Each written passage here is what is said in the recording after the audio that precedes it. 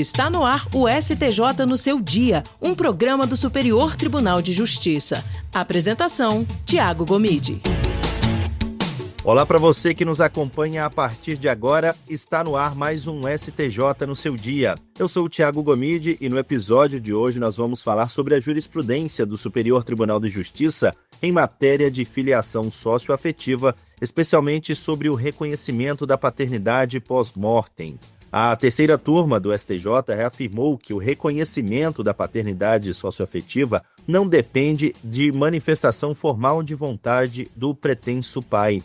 Para o colegiado, basta a comprovação do chamado estado de filho, caracterizado pelo tratamento como filho fosse e pelo reconhecimento público desse vínculo para que se configure a relação paterno-filial mesmo após a morte. E para entender a evolução dessa jurisprudência, os critérios adotados pelo tribunal e os impactos desse posicionamento nas relações familiares e sucessórias, eu converso agora com a advogada especialista em direito de família, Marcela Fust. Seja muito bem-vinda ao STJ no seu dia. Olá, Tiago. Cumprimento também todos os nossos ouvintes. Para mim é um prazer estar aqui falando de um tema tão interessante. Doutora Marcela, começa explicando então para quem nos acompanha como que a jurisprudência do STJ vem consolidando aí o conceito de filiação socioafetiva no direito brasileiro. Bem, a jurisprudência ela reafirma que a família brasileira ela não é definida exclusivamente por um vínculo biológico, mas também pelo vínculo de cuidado, afeto, responsabilidade. É a afirmação daquele verbete que pai é quem cria. No cenário jurídico brasileiro, o afeto hoje ele não é mais apenas um sentimento. Ele já foi reconhecido até como princípio constitucional não descrito, mas que acabou incorporando ali a interpretações, vindo como um critério jurídico de reconhecimento de vínculos familiares. E isso representa uma mudança paradigmática no direito das famílias.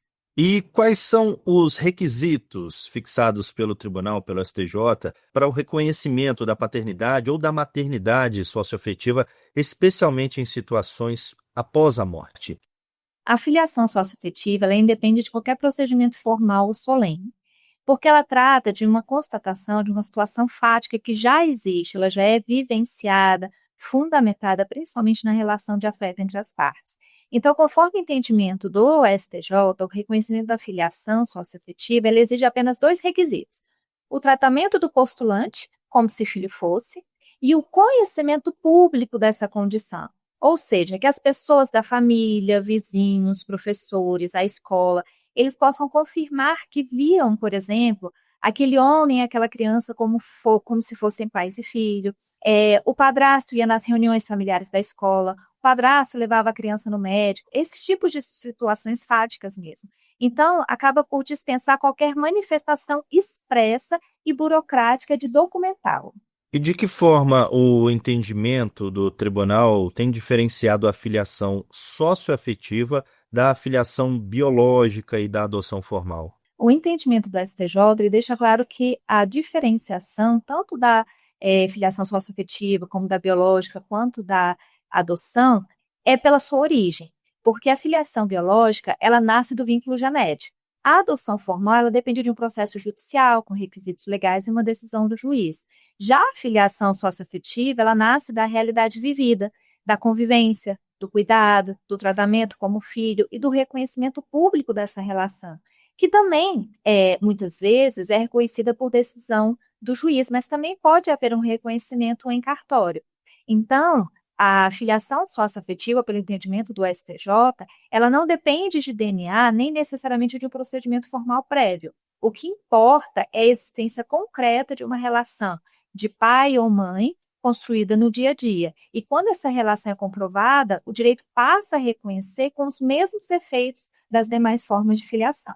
E qual que é o papel do chamado estado de filho nessa construção jurisprudencial sobre socioafetividade? Quando as pessoas, em suas relações, elas desfrutam de um vínculo de filiação que não corresponde à verdade, isso é chamado de deter a posse de estado de filho.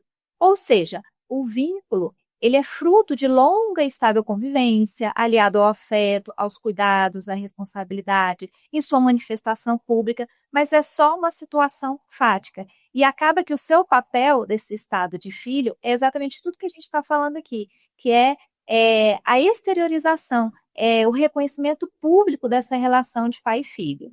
Ok. E a exigência ou a dispensa de manifestação expressa de vontade do suposto pai ou da suposta mãe representa uma evolução na jurisprudência? Em que medida a gente pode avaliar isso? A dispensa de manifestação expressa de vontade, de se fosse o pai ou mãe, ela representa uma evolução importante na jurisprudência do STJ. Exigir uma declaração formal seria subordinar a dignidade da relação familiar a um requisito meramente burocrático.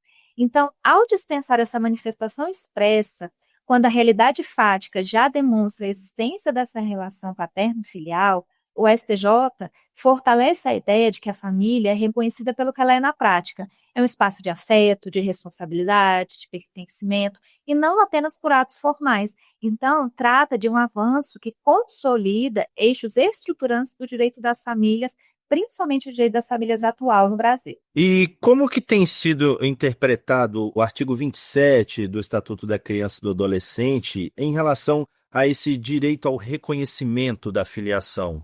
Então, para o STJ, exigir uma declaração formal do pai, especialmente em casos em que ele já faleceu, contraria o artigo 27 do Estatuto da Criança e do Adolescente, porque impõe uma restrição, um obstáculo injustificado ao direito da criança e do adolescente de ter sua filiação reconhecida e protegida juridicamente.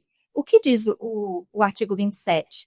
Abre aspas, o reconhecimento do estado de filiação é direito personalíssimo, indisponível e imprescritível, podendo ser exercitado contra os pais ou seus herdeiros, sem qualquer restrição, observado o segredo de justiça. Então, sem qualquer restrição, é exatamente o entendimento que o STJ dá para a interpretação desse artigo, de que não precisa de um documento formal para isso. Doutora Marcela, a jurisprudência ela admite a coexistência entre filiação biológica e a socioafetiva? Em que casos que isso pode ser aceito? Sim, existe o reconhecimento da multiparentalidade no nosso ordenamento jurídico brasileiro. O entendimento que é consolidado no direito brasileiro é que o vínculo biológico e o vínculo socioafetivo, eles não são necessariamente excludentes. Se ambos existem na prática e são relevantes para a identidade, para a proteção da pessoa, o judiciário pode reconhecer os dois simultaneamente. Então, isso acontece, por exemplo, quando a criança tem um pai biológico identificado, mas também construiu ao longo dos anos uma relação sólida de cuidado, convivência e reconhecimento público com o padrasto ou uma madrasta também, né? Nesses casos, o tribunal ele pode manter o genitor biológico no registro e, ao mesmo tempo, reconhecer a parentalidade socioafetiva sem excluir um para validar o outro. E o tratamento diferenciado aí entre filho biológico e filho socioafetivo faz alguma diferença na hora de caracterizar esse vínculo segundo o entendimento aí da jurisprudência? Recentemente, a terceira turma do STJ decidiu por maioria de que não se pode desconstruir um vínculo socioafetivo apenas porque houve, em algum momento, um tratamento diferente entre filhos biológicos e socioafetivos. Ou seja, o fato do pai ter dado um tratamento privilegiado a uma filha biológica não afasta por si só a relação socioafetiva construída com as enteadas, por exemplo. Negar essa filiação apenas porque houve um tratamento desigual, e aí eu abro um parênteses aqui porque explicando. Nós estamos falando de questões do dia a dia, é um plano de saúde, ou é uma viagem de presente, é um curso no exterior, o que também acontece essa diferenciação entre filhos biológicos, né? Há muitas vezes presentes importantes serem dados de forma diferenciada, ou até um curso ou uma escola. Então, negar essa filiação porque houve esse tratamento desigual significaria discriminar uma forma de parentesco que já é juridicamente reconhecida no Brasil. E o STJ tem reforçado que todos os filhos, sejam biológicos ou socioafetivos, devem receber igual proteção jurídica. E quais são os principais reflexos sucessórios desse reconhecimento da filiação socioafetiva nessa orientação já consolidada da jurisprudência do STJ? Quem tem a paternidade socioafetiva reconhecida, logo se tornam pais e filhos, com consequências jurídicas do dever de cuidado recíproco ao que? O que é isso? A criança e o adolescente eles devem ser cuidados pelos pais, bem como os pais, quando idosos, devem ser cuidados pelos filhos.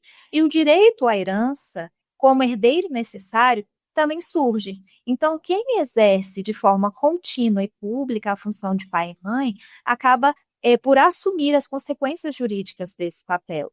E isso acaba fortalecendo a estabilidade das relações, que evita que direitos fundamentais como identidade, o nome, a herança, fiquem desamparados. Para a gente fechar, doutora Marcela, que impactos essa linha jurisprudencial ela pode gerar ou acaba gerando aí para a segurança jurídica e para a configuração dessas relações familiares no Brasil? Essa linha jurisprudencial do STJ, ela produz impactos muito relevantes tanto para a segurança jurídica quanto para a configuração contemporânea das famílias no Brasil. Do ponto de vista de segurança jurídica, pode parecer à primeira vista que reconhecer vínculos com base na realidade fática e não em atos formais geraria incerteza. Mas, na verdade, ao contrário, o STJ ele vem fixando critérios objetivos e reiterados. É o tratamento como filho e o reconhecimento público dessa condição. Então, ao consolidar esses parâmetros, o tribunal dá previsibilidade às decisões e evita soluções casuísticas. Além disso, também, ao admitir o reconhecimento, inclusive pós-mortem, a Corte ela protege situações familiares já consolidadas, impedindo que a morte seja utilizada como obstáculo para apagar uma história de filiação vivida na prática. A gente também tem que pensar nas dificuldades e diferenças socioculturais, em que muitas pessoas não têm conhecimento de lei, não têm conhecimentos de burocracia, assim, muitas pessoas, na verdade, muitas vezes não sabem nem ler e escrever. Então, como que elas vão externar isso? Então, de fato, você ter essa jurisprudência que dá uma maior visão para a prática, para a vivência do dia a dia, ela acaba se gerando uma segurança jurídica, porque ela, sim, apesar de não parecer, ela desta forma, cria seus critérios objetivos. Marcela Furst, muito obrigado por essa participação aqui no STJ no seu dia. Eu que agradeço. STJ no seu dia, um programa do Superior Tribunal de Justiça. E o STJ no seu dia vai ficando por aqui. Agradeço pela sua companhia na Rádio Justiça e também pelas plataformas digitais. O STJ no seu dia tem produção de Caio Baltazar, trabalhos técnicos de Roberto Glória, direção e coordenação geral de Daniele Lombardi. Até o próximo episódio. STJ no seu dia, um programa do Superior Tribunal de Justiça.